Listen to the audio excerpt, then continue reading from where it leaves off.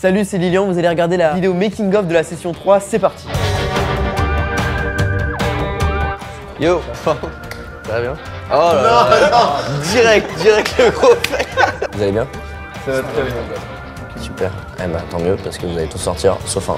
Ah ouais, en gardienniste avec nous. Allez, on y va. Ciao quoi. Allez, ciao. À tout à l'heure les gars. Allez. Et bien pour cette session 3, le défi c'est de faire une fausse bande-annonce de court-métrage où on doit mettre en scène en fait les monstres Fanta. Et j'ai choisi du coup la chauve-souris agrume. Donc moi personnellement c'était la momie citron. Moi on m'a donné du coup l'orange maléfique. Moi j'ai eu la momie citron.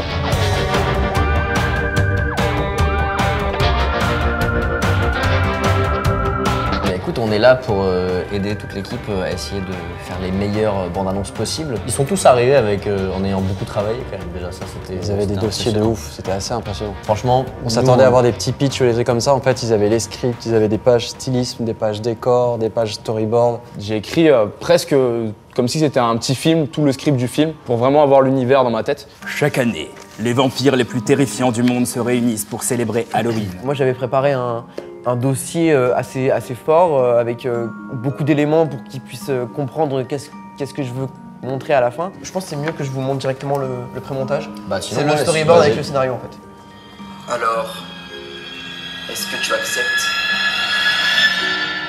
Trop bien, putain, bah c'est ouf d'avoir fait tout ça mec. Ça alternait entre des plans d'habillage, titrage de ouf, etc.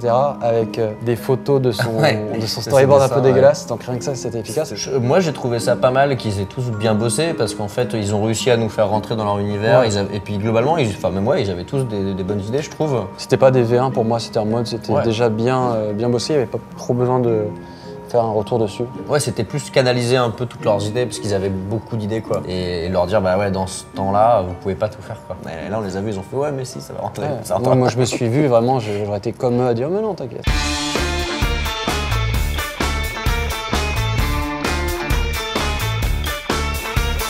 Alors le tournage s'est très bien passé, ça s'est tourné le matin. Une très bonne équipe franchement, les décors juste magnifiques, montés en très peu de temps. Ils ont pu, retranscrire ce que moi j'avais dans la tête et du coup c'était grave impressionnant, voilà. Et puis la rapidité, ils sont vachement, comment on appelle ça, efficaces, voilà. C'était donc pas très compliqué comme Non. au final.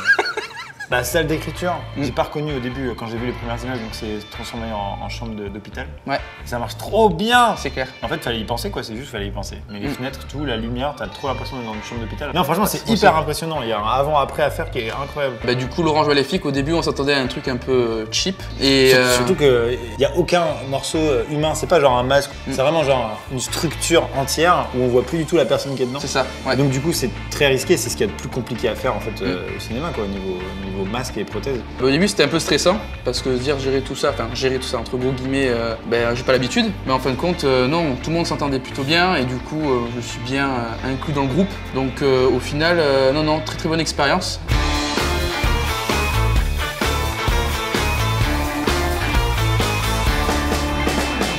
Alors mon tournage s'est hyper bien passé, c'était super cool, on avait des beaux décors, vraiment j'avais fait une grosse liste de tout ce que j'avais demandé et ils m'ont tout donné, c'est incroyable. C'était un petit moment rêve de gosse stylé quand même. La citron momie, super cool, vraiment hyper propre, le costume. En gros nous on est agréablement surpris parce que c'était un des enjeux de cette vidéo. Et ça peut être très cheap, très mal fait, et là pour le coup c'est plutôt bien fait, et donc ça marche.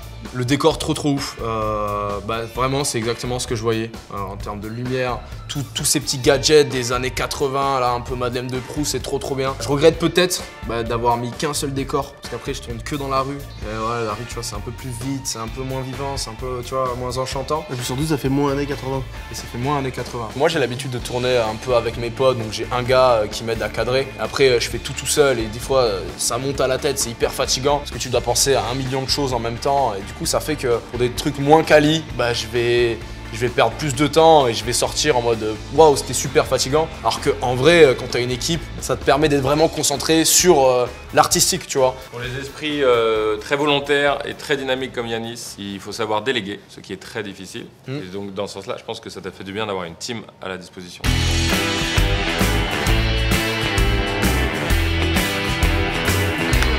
Le tournage reprend.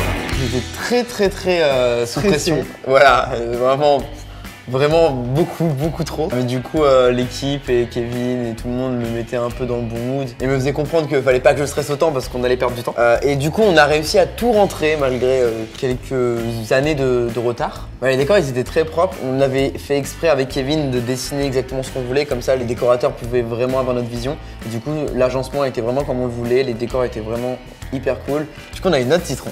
Parce que je voulais pas avoir le même que Windsor. On a décidé de pas mettre de masque ni de prothèse. On a vraiment réussi à trouver le bon équilibre entre ressembler au logo et permettre à l'acteur d'avoir les expressions faciales que l'on souhaitait. En vue est top.